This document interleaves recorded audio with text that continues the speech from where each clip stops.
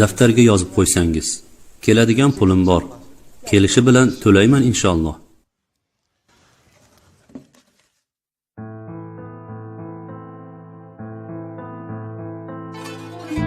Qarz daftari.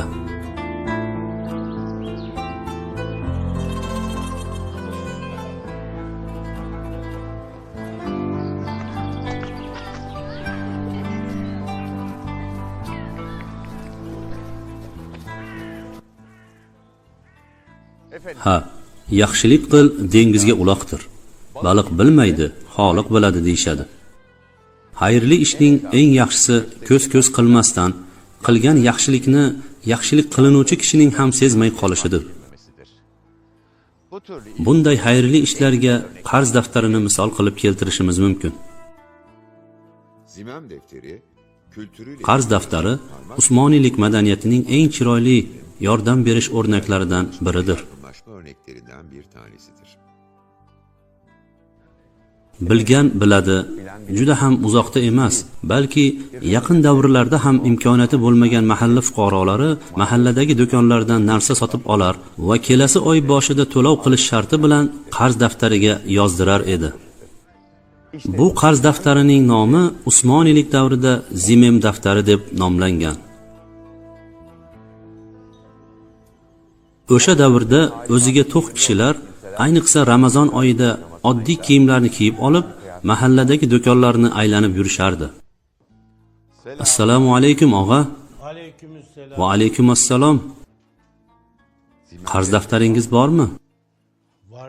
Bor og'a. Necha varoq?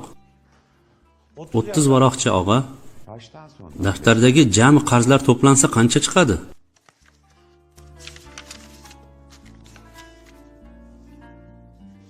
Taxminan 450 aqcha chiqadi og'a.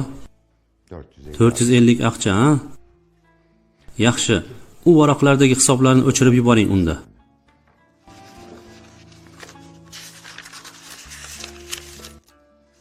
To'xtang, shu daftarni taroziga qo'yingchi.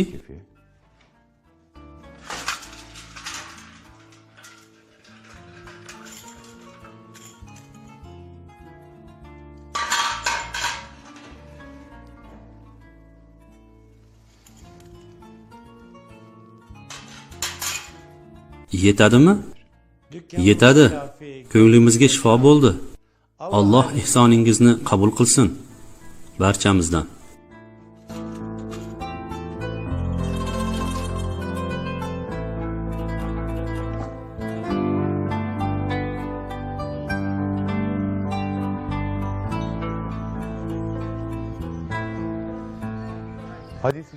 Hadisi sharifda aytilganidek, o'ng qo'ling berganini chap qo'ling bilmasin. Qarzlarim ancha ko'payib ketdi. Pul bo'lmasa hech narsa bermayman desa nima qilaman? Assalomu alaykum Osim afandi. Men haligi nima kerak edi, Hanifa singlim? Non va tuxum sotib olmoqchi edim, lekin umuman pulim yo'q. Bilaman, qarzimiz ancha ko'payib ketdi. Qarzingiz yo'q singlim? Qanday qilib? Alloh razzoqdir singlim. Men oladiganimni olib bo'ldim. Hech kimni qarzi yo'q do'konimdan. Marhamat, nima xohlasangiz olavering. Yangi daftar ochamiz. Usmoniylikning eng chiroyli odatlaridan biri bo'lgan qarz daftari bizlarga juda ko'p narsani o'rgatuvchi odatdir. Chiroyli axloq, yordamlashmoq bizga otalarimizdan meros qolgan qiymatli xazinadir. Bu kabi chiroyli odatlarni bardavom qilishga barchamiz birdek mas'ulmiz. Hazrati Mavlononing aytgani kabi, ichimizni tashimizdan ko'ra ko'proq bezataylik.